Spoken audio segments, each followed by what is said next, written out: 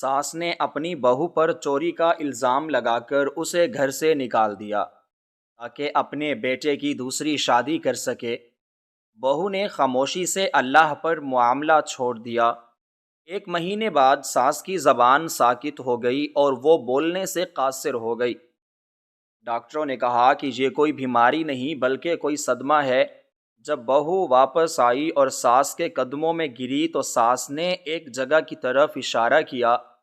جب اس جگہ کو کھودا گیا تو وہاں سے ایک ایسی چیز نکلی جسے دیکھ کر بہو کے پیروں تلے سے زمین نکل گئی، کیونکہ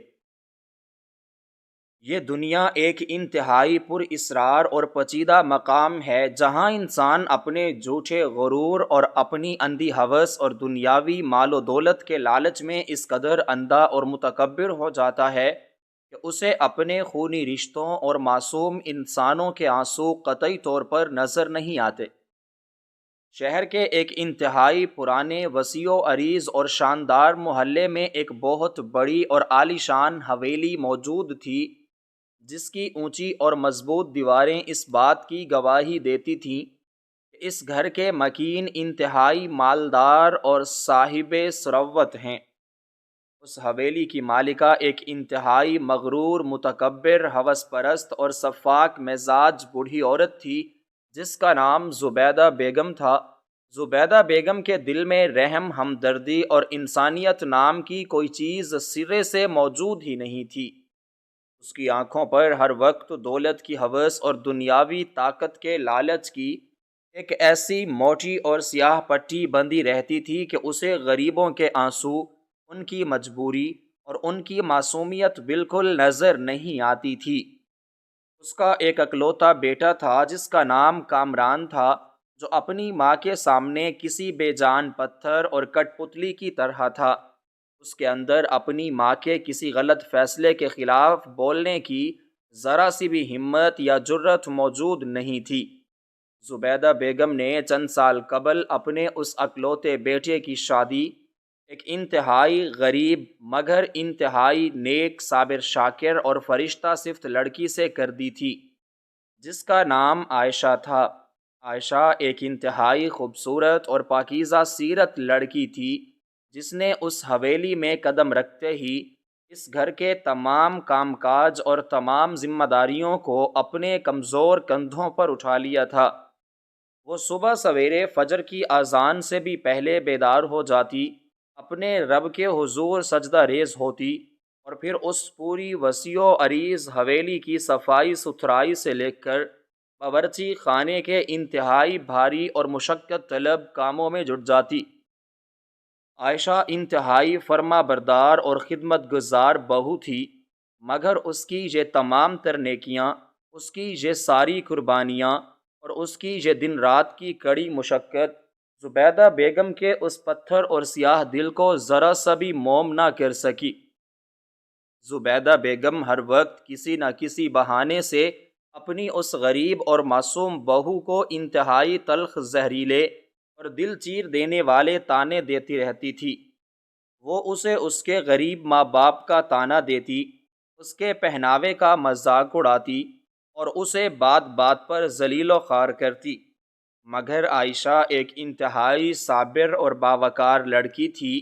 وہ اپنی اس ظالم ساس کی ان تمام تر ہولناک زیادتیوں اور اس کی ان تمام غلیظ گالیوں کو خاموشی سے سنتی اور اپنے وہ گرم اور نمکین آنسو پی کر اپنے دل کو تسلی دے لیتی کہ شاید ایک دن اس کی خدمت اور اس کی محبت اس ساس کے دل میں اس کے لیے کوئی نرم گوشہ پیدا کر دے گی۔ مگر وقت کے ساتھ ساتھ زبیدہ بیگم کی وہ شیطانی ہوس اور اس کا وہ لالچ مزید بڑھتا اور بھیانک ہوتا چلا گیا۔ اس دوران ان کے محلے میں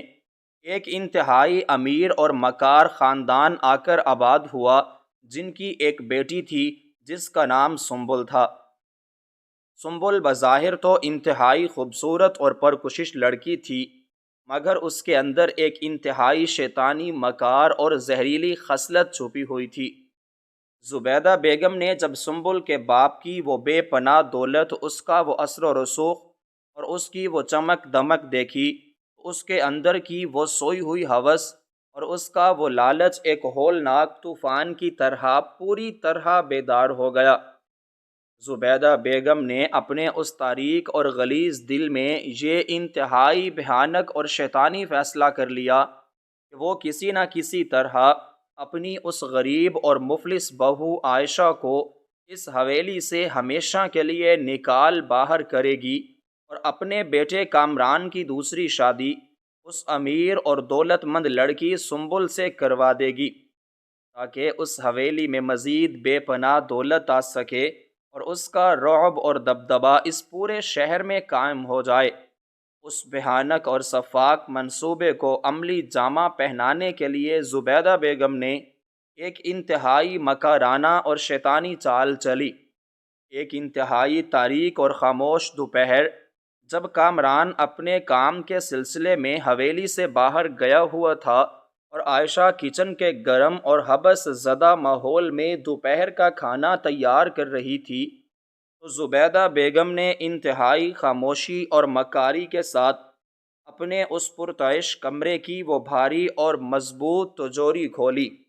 اور اس میں سے نقدی اور پیسوں کا ایک انتہائی بڑا اور بھاری بنڈل نکال کر اسے عائشہ کے اس چھوٹے اور خستہ حال کمرے میں اس کے پرانے بکسے کے اندر چھپا دیا۔ اس کے بعد اس ظالم عورت نے اس پوری حویلی میں ایک انتہائی ہولناک قیامت خیز اور کان پھاڑ دینے والا ویلا اور شور مچانا شروع کر دیا۔ اس نے اپنے بال کھول لیے، اپنا دوپٹہ پھاڑ لیا اور دھاڑیں مار مار کر اور سینہ پیٹ پیٹ کر رونا اور چلانا شروع کر دیا کہ اس حویلی میں چوری ہو گئی ہے اور اس کی وہ تمام جمع پونجی اور وہ ساری نقدی کسی نے چرا لی ہے۔ اس ہولناک شور اور اس قیامت خیز چیخ و پکار کو سن کر محلے کی بے شمار عورتیں اور پڑوسی اس حویلی کے اس وسیع صحن میں جمع ہو گئے۔ عائشہ ابھی اپنے ہاتھ آٹے میں لتھڑے ہوئے انتہائی گھبراہٹ، خوف اور بدحواسی کے عالم میں کچن سے باہر دوڑتی ہوئی آئی۔ اسے بالکل سمجھ نہیں آ رہا تھا کہ اچانک اس حویلی میں یہ کون سا طوفان برپا ہو گیا ہے۔ زبیدہ بیگم نے جیسے ہی عائشہ کو اس صحن میں آتے ہوئے دیکھا، اس نے اپنی ان غضبناک اور شعلے اگلتی ہوئی آنکھوں سے اس معصوم لڑکی کو گھورا اور بھاگ کر اس کا وہ کمزور اور نحیف بازو انتہائی بے دردی اور سفاکی سے پکڑ کر اسے ان تمام محلے والوں کے سامنے اس کچے فرش پر ایک زوردار دھکا دے کر گرا دیا۔ زبیدہ بیگم نے انتہائی گرجدار اور زہریلی آواز میں چلاتے ہوئے ان تمام لوگوں کے سامنے یہ ہولناک اور غلیظ الزام لگا دیا کہ اس غریب اور دو کوڑی کی لڑکی نے میرے کمرے سے میری وہ تمام نقدی اور میرے وہ پیسے چرائے ہیں۔ یہ ایک انتہائی نیچ چور اور گھٹیا عورت ہے جسے میں نے ترس کھا کر اپنے گھر کی عزت بنایا تھا، مگر اس نے مجھے ہی لوٹ لیا۔ عائشہ کے پیروں تلے سے وہ کچی اور مضبوط زمین ایک انتہائی ہولناک اور قیامت خیز جھٹکے کے ساتھ ہمیشہ کے لیے کھسک گئی۔ اس کا دماغ کسی ہائی وولٹیج بجلی کے جھٹکے کی طرح لرز اٹھا اور اس کا وہ سارا خون جو اس کے جسم میں دوڑ رہا تھا وہ ایک ہی لمحے میں موت کی زردی اور سفیدی میں تبدیل ہو گیا۔ اس نے روتے ہوئے، سسکتے ہوئے اور دھاڑیں مارتے ہوئے اپنی ساس کے قدموں کو پکڑ لیا اور انتہائی گڑ گڑاتے ہوئے دہائیاں دینے لگی کہ خدا کے واسطے مجھ پر یہ چوری کا اتنا بڑا اور ہولناک الزام مت لگائیں۔ میں غریب ضرور ہوں مگر میں چور نہیں ہوں۔ میں نے تو کبھی آپ کی کسی چیز کو آنکھ اٹھا کر نہیں دیکھا، مگر اس ظالم اور درندہ صفت زبیدہ بیگم پر اس معصوم لڑکی کے ان آنسوؤں اور اس کی ان دل دوز سسکیوں کا ذرا سا بھی کوئی اثر نہیں ہوا۔ اس نے اپنے کارندوں کو حکم دیا کہ اس لڑکی کے کمرے اور اس کے سامان کی پوری اور سخت تلاشی لی جائے۔ کچھ ہی دیر بعد وہ کارندے عائشہ کے اس پرانے بکسے سے پیسوں کا وہی بھاری بنڈل نکال کر لے آئے جو زبیدہ بیگم نے خود اپنے غلیظ ہاتھوں سے وہاں چھپایا تھا۔ پیسوں کو دیکھتے ہی زبیدہ بیگم نے اپنا وہ شیطانی اور مکارانہ ڈرامہ مزید تیز کر دیا اور عائشہ کو گندی اور غلیظ گالیاں نکالنا شروع کر دیں۔ کامران بھی اس ہنگامے کی خبر سن کر حویلی پہنچ چکا تھا، مگر وہ اپنی اس ظالم ماں کے سامنے ایک لفظ بھی بولنے کی جرت نہ کر سکا، اور اس نے بھی اپنی اس معصوم بیوی کو نفرت اور حقارت بھری نظروں سے دیکھنا شروع کر دیا۔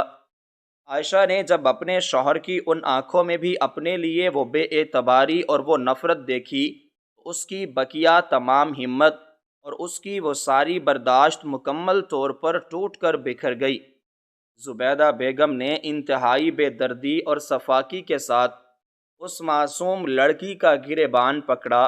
اور اسے دھکے دیتے ہوئے، مارتے ہوئے اور گھسیٹتے ہوئے اس حویلی کے اس بھاری اور آہنی دروازے سے باہر اس ویران اور تپتی ہوئی سڑک پر نکال دیا، اور انتہائی گرجدار آواز میں چلا کر کہا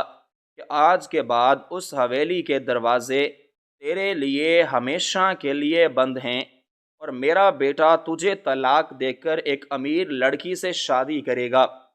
عائشہ اس تپتی ہوئی سڑک کی دھول میں لتھڑی ہوئی انتہائی بے بسی، لاچاری اور دکھ کے عالم میں رو رہی تھی۔ اس نے اپنے ان مٹی اور آنسوؤں سے بھرے ہوئے ہاتھوں کو آسمان کی طرف اٹھایا اور انتہائی عاجزی سے اور سچائی کے ساتھ اپنے رب سے مخاطب ہو کر کہا کہ اے میرے رحیم اور کریم اللہ، تو جانتا ہے کہ میں بے گناہ ہوں اور مجھ پر یہ ہولناک ظلم اور یہ غلیظ تہمت لگائی گئی ہے۔ میں اپنا یہ سارا معاملہ اور اپنا یہ سارا دکھ تیرے انصاف پر چھوڑتی ہوں، کیونکہ تو ہی مظلوموں کا ولی اور سچا منصف ہے۔ عائشہ یہ الفاظ کہہ کر اپنے ان کانپتے اور ٹوٹتے ہوئے قدموں کے ساتھ اس محلے کی ان تنگ اور ویران گلیوں میں ہمیشہ کے لیے گم ہو گئی، اور زبیدہ بیگم نے اپنی اس شیطانی اور ہولناک سازش میں کامیاب ہونے کے بعد چند ہی دنوں میں اپنے اس بے وقوف اور بزدل بیٹے کامران کی شادی اس امیر اور مکار لڑکی سنبل سے کروا دی۔ سنبل جب اپنے اس بھاری اور قیمتی عروسی لباس میں ملبوس ہو کر اس حویلی میں داخل ہوئی تو زبیدہ بیگم کا سینہ غرور اور تکبر سے پھول کر چوڑا ہو گیا۔ اس نے پورے شہر میں دعوتیں کی اور اپنی اس نئی امیر بہو کی دولت اور اس کے پہناوے کی خوب نمائش کی، مگر وہ اس بات سے مکمل طور پر غافل اور بے خبر تھی کہ اس نے جس لڑکی کو اپنے گھر کی زینت بنایا ہے وہ کوئی انسان نہیں بلکہ ہوس اور کالے جادو کی ایک انتہائی خوفناک اور بھیانک ڈائن ہے۔ سنبل نے اس حویلی میں قدم رکھتے ہی اپنا وہ شیطانی اور مکارانہ کھیل شروع کر دیا۔ وہ بظاہر تو زبیدہ بیگم کی بہت عزت اور خوشامد کرتی تھی، مگر اس کی ان زہریلی آنکھوں کا اصل نشانہ وہ تمام جائیداد، وہ ساری نقدی اور اس حویلی کا مکمل اور تنہا اختیار تھا۔ وہ نہیں چاہتی تھی کہ اس کی اس سلطنت میں زبیدہ بیگم جیسی کوئی بوڑھی عورت اس پر حکم چلائے یا اس کی راہ میں کوئی رکاوٹ بنے۔ دن گزرتے گئے اور اس حویلی کا وہ پرسکون اور روشن ماحول آہستہ آہستہ ایک انتہائی گہری پر اسرار اور خوفناک تاریکی میں غرق ہونے لگا۔ زبیدہ بیگم کو رات کے اس پچھلے پہر اکثر اس حویلی کے ویران اور تاریک کونوں میں کچھ انتہائی پر اسرار،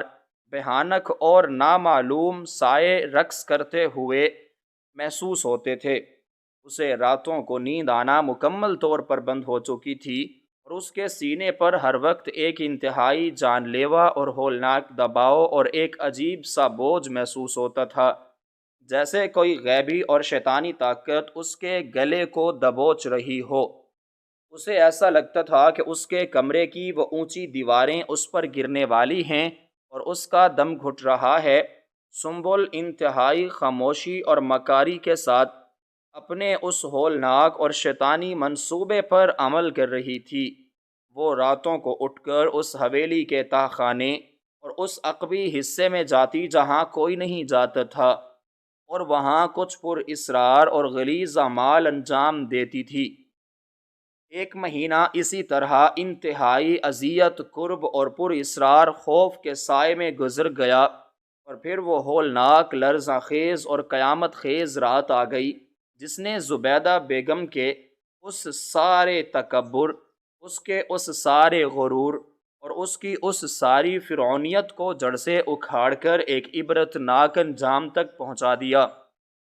اس رات بھی انتہائی شدید اور کڑکڑاتی ہوئی ہوائیں چل رہی تھیں، اور آسمان پر سیاہ بادلوں کا ایک خونی طوفان امنڈ آیا تھا۔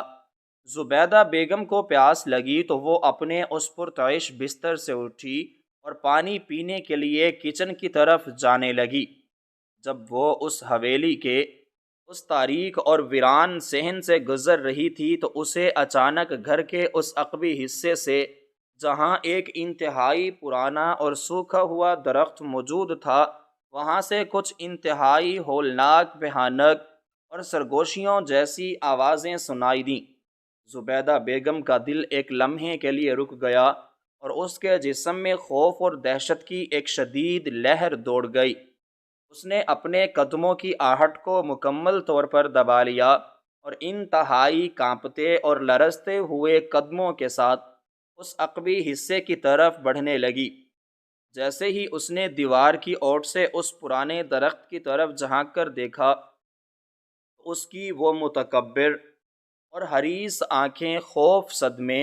اور ایک ایسی ناقابل بیان دہشت سے پوری طرح باہر کی طرف ابل پڑیں کہ اس کے حلق سے چیخ تک نہ نکل سکی۔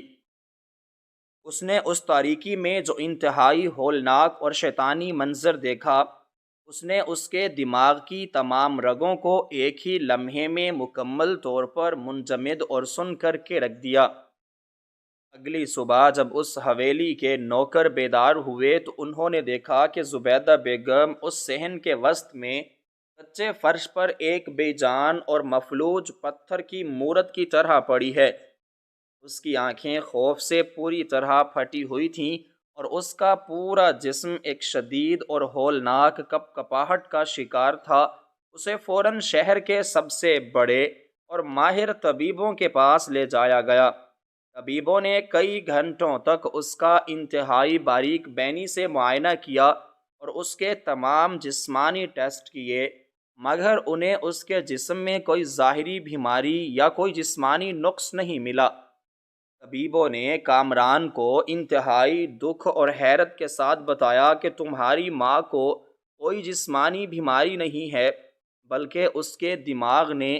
کسی انتہائی گہرے، ہولناک اور لرزاں خیز صدمے کو دیکھا ہے، جس کی دہشت اور جس کے خوف نے اس کی بولنے کی صلاحیت اور اس کی زبان کو ہمیشہ کے لیے سلب کر لیا ہے، اور اب یہ عورت زندگی بھر ایک لفظ نہیں بول سکے گی۔ یہ ایک انتہائی قیامت خیز اور ہولناک خبر تھی جس نے اس پوری حویلی میں ایک صف ماتم بچھا دی تھی۔ زبیدہ بیگم جو کل تک اپنی اس گرجدار اور زہریلی آواز سے اس پورے گھر پر فرعونیت کی طرح راج کرتی تھی، وہ آج ایک انتہائی بے بس، لاچار اور گونگی زندہ لاش میں تبدیل ہو چکی تھی۔ وہ بولنے کی کوشش کرتی، مگر اس کے حلق سے صرف ایک ہولناک اور دردناک سسکی کے سوا کچھ نہ نکلتا۔ سنبل اپنے دل میں انتہائی شیطانی خوشی اور ایک فاتحانہ جشن منا رہی تھی، کیونکہ اس کا وہ کالا اور غلیظ منصوبہ مکمل طور پر کامیاب ہو چکا تھا، اور اب وہ اس پوری حویلی کی تنہا اور بلا شرکت غیر مالکہ بن چکی تھی۔ وقت انتہائی سست روی اور ایک طویل اذیت کے ساتھ گزر رہا تھا۔ زبیدہ بیگم کی حالت روز بروز مزید بگڑتی جا رہی تھی، اور وہ اپنی اس خاموشی کے قرب اور اس پر اسرار خوف میں مسلسل تڑپ رہی تھی۔ اسی دوران شہر کے اس غریب علاقے میں جہاں عائشہ انتہائی قسم پرسی اور مشکل کے ساتھ اپنی زندگی کے دن کاٹ رہی تھی، وہاں تک بھی یہ خبر پہنچ گئی کہ اس کی وہ ظالم اور جابر ساس جس نے اس پر چوری کا وہ ہولناک اور جھوٹا الزام لگا کر اسے گھر سے نکالا تھا، وہ اب گونگی اور مفلوج ہو چکی ہے۔ عائشہ کا دل جو انتہائی پاکیزہ اور نورانی تھا، اس میں اپنی اس ظالم ساس کے لیے انتقام یا خوشی کا کوئی جذبہ بیدار نہیں ہوا، بلکہ اس کے دل میں ایک انتہائی خالص اور بے لوث ہمدردی کا چشمہ پھوٹ پڑا۔ اس نے سوچا کہ وہ عورت جو بھی تھی، جیسی بھی تھی، مگر وہ اس کے شوہر کی ماں تھی، اور آج وہ ایک انتہائی تکلیف دہ اور اذیت ناک حالت میں ہے۔ عائشہ نے اپنے رب کی رضا اور اس کے اس مکافات عمل کے نظام کے سامنے اپنا سر جھکایا، اور اس نے یہ فیصلہ کیا کہ وہ اپنی اس ظالم ساس کو معاف کر دے گی، اور اس کی اس کٹھن اور ہولناک حالت میں اس کی عیادت کے لیے ضرور جائے گی۔ یہ ایک انتہائی روشن اور پرسکون دوپہر تھی جب عائشہ اپنے ان پرانے اور خستہ حال کپڑوں میں ملبوس ہو کر اپنے ان لرزتے اور کانپتے ہوئے قدموں کے ساتھ دوبارہ اس حویلی کے اس بھاری اور آہنی دروازے پر پہنچی جس سے اسے چند ماہ قبل انتہائی بے دردی اور ذلت کے ساتھ گھسیٹ کر نکالا گیا تھا۔ اس نے دھڑکتے ہوئے دل کے ساتھ اس دروازے کو دھکا دیا اور اندر اس وسیع صحن میں داخل ہوئی۔ حویلی کا ماحول اور اس کا وہ غرور اب مکمل طور پر ٹوٹ کر بکھر چکا تھا، اور ہر طرف ایک ویرانی اور موت جیسی خاموشی چھائی ہوئی تھی۔ عائشہ آہستہ آہستہ چلتی ہوئی زبیدہ بیگم کے اس کمرے کی طرف بڑھی۔ جیسے ہی اس نے کمرے کے دروازے سے اندر قدم رکھا تو اس کی نظر اس پرتعش بستر پر پڑی جہاں زبیدہ بیگم ایک انتہائی کمزور، سوکھی ہوئی اور بے جان ہڈیوں کے ڈھانچے کی طرح لیٹی ہوئی تھی۔ اس کا وہ تکبر سے بھرا ہوا چہرہ اب موت کی زردی اور خوف کی ان تاریک لہروں میں مکمل طور پر مسخ ہو چکا تھا۔ زبیدہ بیگم نے جیسے ہی اپنی ان خوفزدہ اور دھندلی آنکھوں سے اپنی اس غریب اور بے گناہ بہو عائشہ کو اس کمرے میں داخل ہوتے ہوئے دیکھا، اس کے پورے جسم میں ایک ہولناک اور قیامت خیز لرزش پیدا ہوئی۔ اس کی آنکھوں سے ندامت، پچھتاوے اور ایک ناقابل بیان دکھ کے آنسوؤں کا ایک طوفانی سیلاب ابل پڑا، اور وہ انتہائی بے بسی اور لاچاری کے عالم میں دھاڑیں مار مار کر اور سسکیاں لے لے کر رونا شروع ہو گئی۔ وہ کچھ بولنا چاہتی تھی، وہ عائشہ سے معافی مانگنا چاہتی تھی، مگر اس کی زبان اس کے تالو کے ساتھ مکمل طور پر چپک چکی تھی، اور اس کے حلق سے صرف وہ دردناک اور جان لیوا کراہیں برآمد ہو رہی تھیں۔ عائشہ اس ظالم عورت کی اس انتہائی عبرتناک، ہولناک اور بے بس حالت کو دیکھ کر اپنے آنسوؤں پر قابو نہ رکھ سکی، اور وہ دوڑتی ہوئی اس بستر کے پاس گئی اور اس نے اپنی ساس کے ان کانپتے اور سوکھے ہوئے ہاتھوں کو تھام لیا اور روتے ہوئے کہا کہ میں نے آپ کو اللہ کی رضا کے لیے معاف کیا، آپ روئیں مت۔ زبیدہ بیگم نے عائشہ کے ہاتھ کو انتہائی سختی اور بے تابی کے ساتھ پکڑا، اور وہ انتہائی مشکل اور قرب کے ساتھ اپنے اس بستر سے نیچے اتری، اور اس نے اپنے اس کانپتے اور لرزتے ہوئے ہاتھ کی انگلی سے اس حویلی کے اس عقبی حصے کی طرف ایک انتہائی خوف زدہ، ہولناک اور پر اسرار اشارہ کیا۔ اس کی آنکھوں میں ایک ایسی لرزہ خیز دہشت اور ایک ایسا بھیانک راز چھپا ہوا تھا جسے وہ اپنی زبان سے بیان کرنے سے مکمل طور پر قاصر تھی، مگر اس کا وہ کانپتا ہوا اشارہ اس بات کی گواہی دے رہا تھا کہ اس گھر کی اس تباہی اور اس کی اس گونگی حالت کے پیچھے اس عقبی حصے میں کوئی انتہائی ہولناک اور قیامت خیز راز دفن ہے۔ سنبل جو اس وقت کچن میں موجود تھی، اس نے جب عائشہ کو وہاں دیکھا اور ساس کے اس اشارے کو دیکھا تو اس کے چہرے کا رنگ مکمل طور پر زرد اور سفید پڑ گیا، اور وہ خوف اور بدحواسی کے عالم میں کانپنے لگی۔ عائشہ نے اپنی ساس کے اس پرعزم اور خوفزدہ اشارے کو سمجھ لیا، اور اس نے اپنے آنسو صاف کرتے ہوئے زبیدہ بیگم کے اس کانپتے ہوئے ہاتھ کو تھاما اور اسے اپنے سہارے کے ساتھ اس حویلی کے اس عقبی اور ویران حصے کی طرف لے جانے لگی۔ وہ دونوں چلتی ہوئی اس پرانے اور سوکھے ہوئے درخت کے بالکل قریب جا کر رک گئیں، جس کی جڑیں زمین سے باہر نکلی ہوئی تھیں۔ زبیدہ بیگم نے انتہائی وحشت اور پاگل پن کے عالم میں اس درخت کی ان پرانی اور موٹی جڑوں کی طرف اشارہ کیا اور گڑ گڑا کر رونے لگی۔ عائشہ نے اس سوکھے ہوئے درخت کے پاس پڑا ہوا لوہے کا ایک پرانا اور زنگ آلود اوزار اٹھایا، اور اس نے اپنے رب کا نام لے کر ان جڑوں کے درمیان موجود اس کچی اور سیاہ مٹی کو انتہائی بے تابی اور تیزی کے ساتھ کھودنا شروع کر دیا۔ اس کے دل کی دھڑکنیں اس قدر تیز ہو چکی تھیں کہ اسے اپنا سینہ پھٹتا ہوا محسوس ہو رہا تھا، اور وہ جانتی تھی کہ اس مٹی کے نیچے کوئی ایسا ہولناک اور لرزاں خیز راز دفن ہے جو اس کی بے گناہی اور اس ساس کے اس ہولناک صدمے کی تمام حقیقت کو بے نقاب کرنے والا ہے۔ عائشہ کے وہ کمزور اور نحیف ہاتھ اس زنگ آلود لوہے کے اوزار کو پوری طاقت اور اپنے رب پر کامل یقین کے ساتھ اس کچی اور سیاہ مٹی کے سینے میں انتہائی بے دردی اور مسلسل مشقت کے ساتھ گونپ رہے تھے، اور ہر وار کے ساتھ اس کی دھڑکنیں ایک انتہائی ہولناک اور قیامت خیز طوفان کی طرح تیز ہوتی جا رہی تھیں۔ اس کی انگلیوں میں چھالے پڑ چکے تھے، اور اس کے ماتھے سے پسینے کی موٹی موٹی بوندیں گر کر اس سیاہ اور نمک ناک مٹی میں جذب ہو رہی تھیں، مگر اس کے دل میں موجود وہ سچائی کی طاقت اور وہ نورانی یقین اسے ذرا سی بھی تھکاوٹ کا احساس نہیں ہونے دے رہا تھا۔ وہ جانتی تھی کہ اس مٹی کے نیچے کوئی ایسا ہولناک راز دفن ہے جو اس کی بے گناہی کو ثابت کرے گا۔ زبیدہ بیگم اپنے کانپتے اور سوکھے ہوئے گھٹنوں کے بل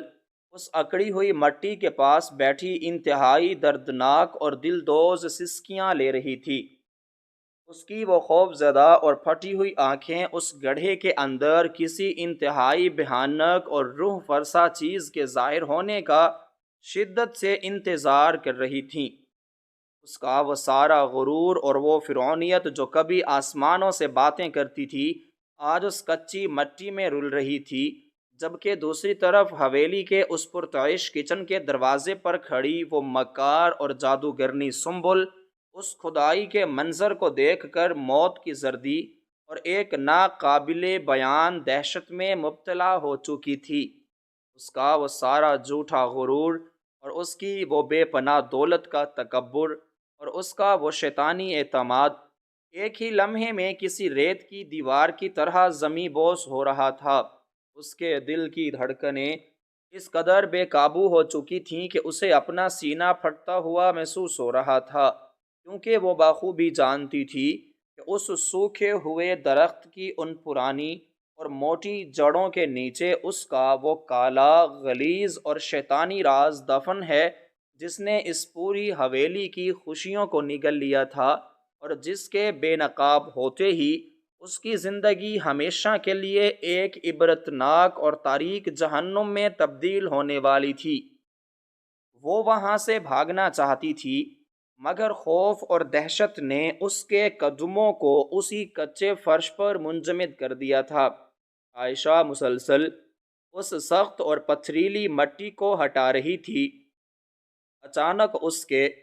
اس زنگ آلود اوزار کی نوک کسی انتہائی سخت اور دھاتی چیز سے ٹکرائی، جس سے ایک پر اسرار اور کھوکھلی سی آواز پیدا ہوئی۔ عائشہ کے ہاتھ ایک لمحے کے لیے رک گئے، اور اس نے انتہائی حیرت اور دھڑکتے ہوئے دل کے ساتھ اس گڑھے کے اندر جھانک کر دیکھا۔ زبیدہ بیگم نے یہ آواز سنتے ہی اپنے دونوں ہاتھوں سے اپنا چہرہ چھپا لیا اور وہ ایک پاگل اور مجذوب عورت کی طرح زمین پر سر پٹک پٹک کر دھاڑے مار کر رونا شروع ہو گئی۔ عائشہ نے جلدی جلدی اپنے کانپتے ہاتھوں سے اس بقیہ مٹی کو ہٹایا تو وہاں زمین کی اس گہری تاریکی میں ایک انتہائی پرانا زنگ آلود اور کالے رنگ کا ایک چھوٹا سا آہنی صندوقچہ دفن تھا، جس پر کچھ انتہائی عجیب و غریب بھیانک اور شیطانی قسم کے سرخ نشانات بنے ہوئے تھے۔ عائشہ نے اپنے رب کا نام لے کر اس پر اسرار اور غلیظ صندوقچے کو اس مٹی سے باہر نکالا۔ اس صندوقچے کے باہر آتے ہی اس پوری حویلی کی فضا میں ایک انتہائی بدبودار سڑی ہوئی اور موت جیسی غلیظ بو پھیل گئی، جس نے عائشہ کے دماغ کو ایک لمحے کے لیے چکرا کر رکھ دیا۔ وہ بو قبرستان کی پرانی مٹی اور سڑے ہوئے گوشت کی آمیزش جیسی تھی۔ وہ صندوقچہ کسی عام تالے سے بند نہیں تھا، بلکہ اس پر ایک انتہائی موٹا اور خون سے لتھڑا ہوا کالا دھاگا بے شمار گرہوں کے ساتھ لپٹا ہوا تھا، جو کالے جادو کی ایک انتہائی ہولناک علامت تھا۔ عائشہ نے اپنے کانپتے ہاتھوں سے اس کالے دھاگے کو پوری طاقت لگا کر توڑا اور اس صندوقچے کا وہ بھاری اور زنگ آلود ڈھکن پیچھے کی طرف کھول دیا۔ ڈھکن کھلتے ہی اس کے اندر کا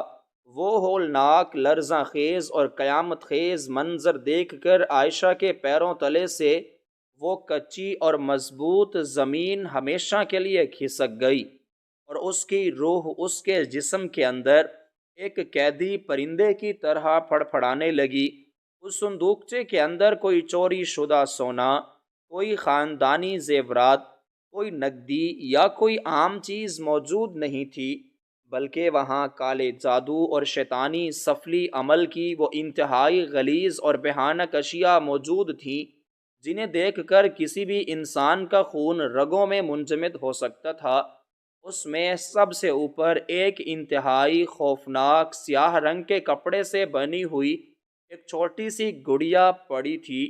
جس کا چہرہ انتہائی بھیانک اور مسخ شدہ تھا، اور اس گڑیا کے پورے جسم پر ان گنت زنگ آلود اور لمبی سوئیاں انتہائی بے دردی اور صفاقی کے ساتھ چبھی ہوئی تھیں۔ اس گڑیا کے بالکل ماتھے پر زبیدہ بیگم کا نام ایک انتہائی تیز اور سرخ خون سے لکھا ہوا تھا، اور اس کے گلے میں ایک نامعلوم جانور کی سوکھی ہوئی ہڈیوں کی مالا پہنائی گئی تھی۔ اس گڑیا کے ارد گرد کچھ انتہائی بدبودار خون آلود پرانے تعویذ، کبوتر کے پر، انسان کے کٹے ہوئے ناخن اور قبرستان کی وہ کالی اور غلیظ مٹی پڑی تھی جو کالے جادو کے اس ہولناک اور جان لیوا عمل میں استعمال کی جاتی ہے۔ عائشہ یہ موت کا سامان اور یہ شیطانی منظر دیکھ کر مکمل طور پر سن اور بدحواس ہو گئی۔ اسے بالکل سمجھ نہیں آ رہا تھا کہ اس حویلی میں یہ کالا جادو کس نے کیا، اور زبیدہ بیگم کی اس ہولناک اور گونگی حالت کا اس غلیظ گڑیا کے ساتھ کیا تعلق ہے۔ مگر زبیدہ بیگم کا دماغ اس صندوقچے اور اس گڑیا کو دیکھتے ہی ماضی کی اس تاریک، ہولناک اور قیامت خیز رات کی ان بھیانک یادوں میں غرق ہو گیا، جس نے اس کی زبان اور اس کی بولنے کی طاقت کو ہمیشہ کے لیے سلب کر لیا تھا۔ زبیدہ بیگم کو وہ طوفانی اور کڑکڑاتی ہوئی ہولناک رات بالکل صاف اور واضح طور پر یاد آنے لگی، جب وہ پانی پینے کے لیے اٹھی تھی اور اس نے اس عقبی حصے میں کچھ پر اسرار سرگوشیاں سنی تھیں۔ اس نے جب دیوار کی اوٹ سے چھپ کر دیکھا تھا تو اس نے اپنی ان حریص اور مغرور آنکھوں سے اس سنبل کو، اس مکار اور دولت مند بہو کو دیکھا تھا جسے وہ عائشہ پر چوری کا جھوٹا الزام لگا کر اس گھر میں لائی تھی۔ سنبل اس رات اپنے وہ انتہائی خوبصورت اور ریشمی کپڑے اتار کر ایک انتہائی غلیظ اور کالا لباس پہنے ہوئے اس سوکھے ہوئے درخت کے پاس بیٹھی تھی۔ اس کے بال کھلے ہوئے تھے اور ہوا میں اڑ رہے تھے۔ اس کے چہرے پر ایک انتہائی شیطانی درندوں جیسی اور وحشت ناک مسکراہٹ موجود تھی جو کسی چڑیل کی طرح لگ رہی تھی۔ اس کے سامنے ایک چھوٹی سی آگ جل رہی تھی، اور وہ اسی صندوقچے میں موجود اس کالی گڑیا پر وہ زنگ آلود سوئیاں انتہائی بے دردی سے چبوتے ہوئے کچھ انتہائی پر اسرار بھیانک اور شیطانی منتر پڑھ رہی تھی۔ زبیدہ بیگم نے اپنے ہی کانوں سے سنبل کو یہ ہولناک اور غلیظ الفاظ کہتے ہوئے سنا تھا کہ اے تاریکی کی طاقتوں، اے شیاطین، اس بوڑھی اور مغرور عورت کی زبان کو ہمیشہ کے لیے بند کر دو، اس کے جسم کو مفلوج کر دو، تاکہ یہ اس حویلی کے کسی راز کو کبھی بے نقاب نہ کر سکے، اور میں اس کی تمام دولت، اس کی تمام جائیداد اور اس کے اس پورے اختیار پر مکمل طور پر تنہا قابض ہو جاؤں۔ یہ عورت جس نے اپنی اس غریب اور نیک بہو عائشہ کو خود اپنے ہی غلیظ ہاتھوں سے چوری کا جھوٹا الزام لگا کر گھر سے نکالا تھا، یہ اسی قابل ہے کہ اسے تڑپا تڑپا کر اور گھٹ گھٹ کر موت کے گھاٹ اتارا جائے۔ زبیدہ بیگم نے جب اپنی اس نئی اور امیر بہو کا یہ کالا شیطانی اور بھیانک روپ دیکھا اور اس کی وہ ہولناک اور زہریلی باتیں سنی، اس کے دماغ کی تمام رگیں اس ناقابل برداشت اور قیامت خیز دہشت اور صدمے کی وجہ سے بری طرح پھٹ گئیں۔ اس کا وہ سارا غرور اور اس کا وہ سارا تکبر اور اس کی وہ تمام فرعونیت ایک ہی لمحے میں اس کالے جادو کے خوفناک سائے تلے کچل کر خاک میں مل گئیں۔ اسے اچانک عائشہ کی وہ تمام نیکیاں، اس کی وہ بے لوث خدمت اور اس پر کیا گیا اپنا وہ ہولناک ظلم یاد آنے لگا۔ اسے احساس ہوا کہ اس نے محض دولت کی ہوس میں ایک فرشتہ صفت انسان کو ذلیل کر کے گھر سے نکالا تھا، اور اس کی جگہ ایک غلیظ شیطانی اور موت کی سوداگر ڈائن کو اپنے گھر کی مالکہ بنا دیا تھا۔ اس ہولناک سچائی اور اس شدید پچھتاوے اور اس موت کے خوف نے زبیدہ بیگم کے حلق کو اس قدر زور سے دبوچا کہ اس کی زبان اسی لمحے ہمیشہ کے لیے تالو کے ساتھ چپک گئی، اور وہ گونگی ہو کر اس کچے فرش پر گر پڑی۔ آج اس کھدائی کے بعد جب وہ سارا ہولناک راز اور وہ تمام کالا جادو اس کچی مٹی سے باہر آ چکا تھا، تو زبیدہ بیگم روتے ہوئے اور سسکتے ہوئے عائشہ کے ان قدموں میں گر پڑی، اور اس نے انتہائی عاجزی، ندامت اور بے بسی کے ساتھ اپنے ان کانپتے ہاتھوں سے اس غلیظ گڑیا کی طرف اشارہ کیا، اور پھر اپنی کانپتی ہوئی انگلی کا رخ سیدھا اس کچن کے دروازے پر کھڑی ہوئی اس مکار اور بدحواس سنبل کی طرف کر دیا۔ زبیدہ بیگم کی آنکھوں میں موجود وہ نفرت، وہ غصہ، وہ بے بسی اور وہ سچائی اتنی واضح اور اتنی گہری تھی کہ عائشہ کو اس پوری ہولناک سازش اور اس لرزہ خیز حقیقت کو سمجھنے میں ایک لمحہ بھی نہیں لگا۔ عائشہ نے انتہائی دکھ، حیرت اور صدمے کے ساتھ سنبل کی طرف دیکھا، جس کا چہرہ اب موت کی زردی اور پکڑے جانے کے ہولناک خوف سے مکمل طور پر مسخ ہو چکا تھا۔ وہ جانتی تھی کہ اس کا وہ سارا کالا اور غلیظ کھیل اب مکمل طور پر بے نقاب ہو چکا ہے، اور اس حویلی میں اس کی بادشاہت کا وہ جھوٹا خواب ہمیشہ کے لیے ٹوٹ کر بکھر چکا ہے۔ ٹھیک اسی لمحے اس حویلی کا وہ بھاری اور آہنی بیرونی دروازہ ایک زوردار آواز کے ساتھ کھلا، اور کامران اپنے کام سے تھکا ہارا واپس گھر میں داخل ہوا۔ اس نے جب اس عقبی حصے میں اپنی اس گونگی اور بیمار ماں کو اس کچی مٹی پر روتے ہوئے اور اپنی اس پہلی غریب اور بے گناہ بیوی عائشہ کو اتنے مہینوں بعد اس حویلی میں دیکھا، تو وہ انتہائی حیرت، بدحواسی اور الجھن کے عالم میں دوڑتا ہوا ان کے پاس پہنچا۔ کامران کی نظر جب اس کچی مٹی پر پڑے ہوئے اس زنگ آلود صندوقچے، اس غلیظ اور سوئیوں سے چودی ہوئی کالی گڑیا، ان خون آلود تعویذوں اور اس موت کے سامان پر پڑی، تو اس کے پیروں تلے سے بھی زمین ایک ہولناک جھٹکے کے ساتھ کھسک گئی۔ اس نے انتہائی گرجدار اور پھٹی ہوئی آواز میں پوچھا کہ یہ سب کیا ہے؟ یہ موت کا اور یہ کالے جادو کا سامان اس حویلی میں کہاں سے ہے؟